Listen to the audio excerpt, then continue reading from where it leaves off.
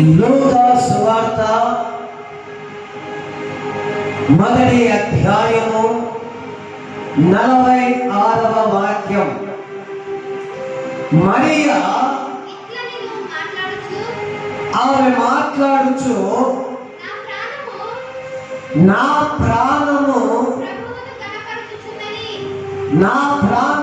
ప్రభువును గణపరచుచున్నది. దేవునికి స్తోత్ర. హల్లెలూయా, హల్లెలూయా. ఈమె ఏమంటుందంటే, నా ప్రాణము అనగా నా ఆత్మ దేవుణ్ణి ఎంతగానో గణపరచుచున్నది. ఒక ప్రాణం, ఒక ఆత్మ దేవుణ్ణి గణపరచాలంటే తన జీవితంలో ఏదో ఒక గొప్ప కార్యము జరిగితే తప్ప ఏ వ్యక్తి అయినా, ఏ స్త్రీ అయినా, ఏ పురుషుడైనా దేవుణ్ణి గణపరచలేడు.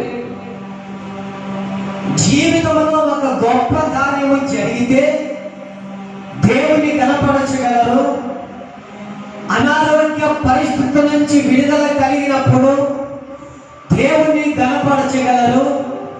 జీవితంలో అనేకమైన శోధనల నుంచి విడుదల కలిగినప్పుడు దేవుణ్ణి గణపరచగలరు. అప్పుల సమస్యలతో కొట్టుమిట్టాడుతున్నప్పుడు, ఆ సమస్య నుంచి విడుదల కలిగినప్పుడు దేవుణ్ణి గణపరచగలరు.